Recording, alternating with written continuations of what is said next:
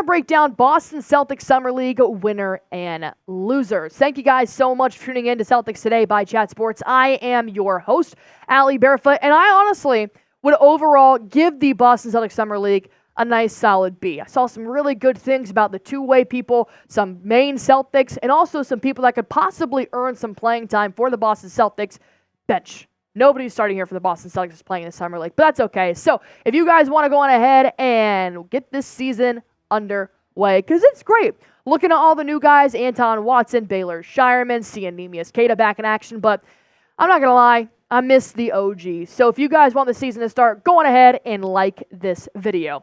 Obviously, our first winner of Summer League is going to be Baylor Scheierman, the pick number 30 in this year's 2024 NBA draft. Scheierman has got a lot of high prospects standing around him and what he was able to do in college and how that will translate into the NBA. So overall, what I saw from Scheierman in NBA Summer League, I was impressed. Overall, I was impressed. However, through two games, there were some shooting woes. That was against the Lakers and the Hornets. He is a catch and shoot three guy, so yes, sometimes it may not fall like a traditional layup would fall. So it sometimes does determine on where he's positioned and what's going on. You know, even Sam Hauser's got these ups and downs. But the thing that I loved about Scheierman is that, okay, the three ball's not falling. Maybe he's going through a little bit of a slump. He picks it up double time on defense. I really like that. Even if Scheierman is in the game and his offense may not be falling for the Celtics, he can still provide something on the defensive side of the ball. He added double-digit boards overall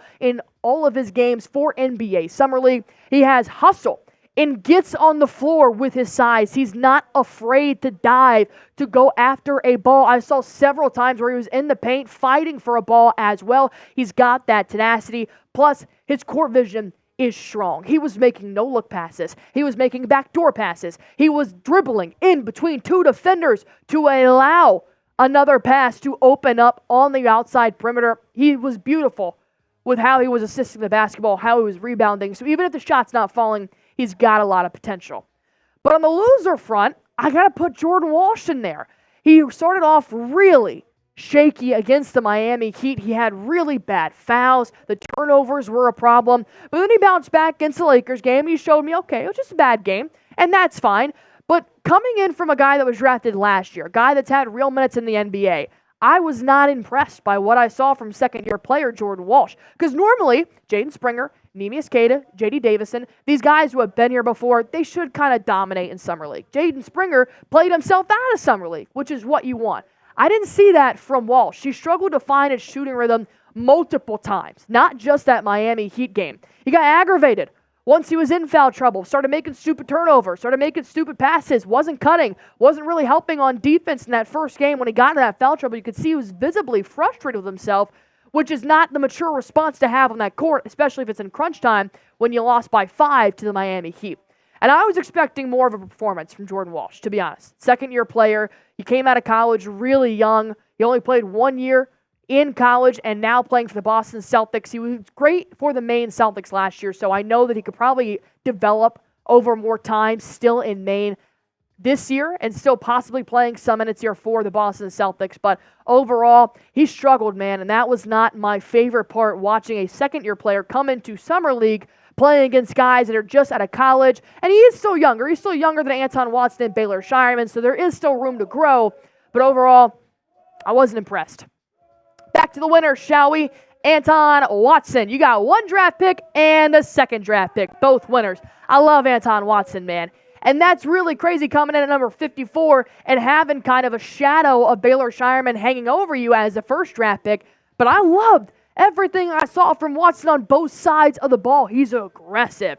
And the thing that makes me really excited for him being on the bench this year and possibly having a two-way contract and playing for the Maine Celtics as well is that he's a part of the stay ready group already. That was the one thing I noticed from Watson every time he came off the bench, which he was running with the second unit here.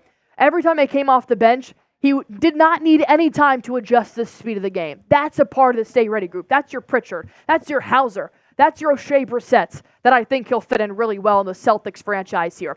And he adds value on the low block as well as perimeter shooting. So he's got that three ball, which is great. And Scheierman connecting with Anton Watson to allow him to have an open pass around the three-point line was great. But Anton Watson also is available for a nice layup off the glass at that low block. And even when he's on defense, he does still provide some good size in the paint as well, right outside the paint, standing there at that post. So I'm excited to see what he does against bigger players. Not that NBA Summer League isn't big players, but, the bigger centers or something like that in the NBA. There's still some time here for Anton Watson to get a little bit more reps in.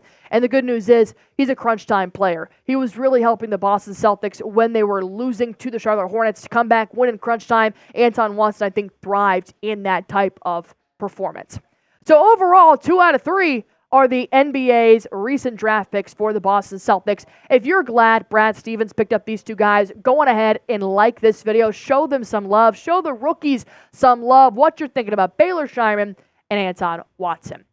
All right, I have this great deal for you guys. I want you to take advantage of it right now. If you still have not gotten your 2024 NBA championship gear, now is the time. 50% off. What has it been, a month since we won the NBA? A month later, and this bad boy is now 50% off. This was the actual shirt that they were doused in beer, champagne, wearing in the locker room. I have this shirt. Smitty has this shirt. I wish I wore it right now. 50% off. Get this bad boy for $20. You can click this link in the comment section under this video, or I have it posted on our community tab on Celtics Today by Chat Sports. But chatsports.com/2024 banner 18 is going to get you 50% off on this 2024 NBA championship shirt. Go get it. It's super comfy. I wear it all the time. Coming in with another winner here, we got Jahmi'us Ramsey, who I was not expecting to do what he did in NBA Summer League. I really like this guy, and I do believe he could make his way into possibly a 2-way contract here for the Boston Celtics. But what I'm looking at here when I saw Jahmi'us was he's a stealing machine. He racked up 3 against the Charlotte Hornets on top of 5 blocks, I believe. It was insane what he was doing on the defensive side of the ball. I do think Ramsey really provided a lot of stuff on both sides, but primarily you're getting that very defensive-minded guard. It gave me an outline of Derek White. Not to the extent, but you get it in terms of he's out there, he's got one thing on his mind, and that's defense. He helped the Celtics beat the Hornets in clutch, and he also added 15 points in total versus that game. So like I said, Derek White vibes. He is aggressive, he's scrappy, he's tenacious on defense, but he also knows how to drain that rock and help the Celtics out, put some score on the board. He needs to clean up the turnovers, though. That was one thing that I saw when he first hopped into the Miami Heat game, is that maybe he was nerves. I'm not sure. This is still Summer League. There's a lot of growth that is to be had here. But the turnovers I'm not a fan of. If you're going to score 15 points and you're going to rack up 3 steals, I love that. Just make sure your turnovers are not growing higher than any other statistic in your box score, because he did seem a little bit reckless with his handles at time. But like I said, he'll have time to develop. He's still a young guy. So I'm excited to see what Ramsey does here in the future, whether it's for the Celtics, if they don't have enough space for him, or for another NBA team. I think he's going to be great. Last but not least, another loser coming in with J.D. Davison, another player that was recently playing for the Boston Celtics. But I have a bit of a grain of salt with J.D. Davison as a loser. It's not really a loser in my opinion. He did play fine. But in terms of being somebody that's been around the block, playing for Maine last year and some time for the Boston Celtics this year, I expected a little bit more. But I wasn't disappointed in what I saw with J.D. Davison. He's a natural floor general, which was nice. He and Jaden Springer really complimented each other in how they ran the offense, how they constructed, how they made sure everybody was moving. So that's always great. That's what you want in Maine. If you ever need to pull somebody up, I wouldn't be mortified if it was J.D. Davison.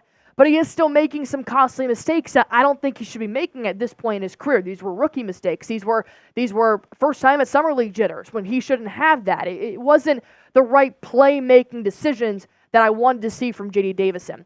And when the Celtics needed a big play, Davison did create it, which made me very appreciative of what he is bringing here at that point guard position. Same thing with J.D. Davison when they were making those tight plays, when they were making those crunch time decisions against the Hornets or against the Miami Heat. J.D. Davison seemed very calm and collected when it came to orchestrating the offense, which you want to see coming in from playing Maine last year. And he shot 59% from the floor in 3 games and 55% from downtown. I'm never going to be mad at that. That's phenomenal. And that was the good that I saw in J.D. Davison. He still got his shot. He still knows when to take those shots. But the costly mistakes, just the kind of decision-making that I would see normally from a first-year player is what made me step back and go, I think he can do more, but he's not showing me it, which means you go on my loser board. And I want to ask you guys now, what is your winner board? What is your loser board? Let me know in the comment section down below. Who are your Summer League winners and losers so far in this 2024 NBA Summer League? And as always, go on ahead, hit that sub button for me if you guys have not already. We are just over 38,000 subs. Let's go ahead and get to 39,000. Hit that sub button. That way you guys have anything and everything you need to know about your Boston Celtics.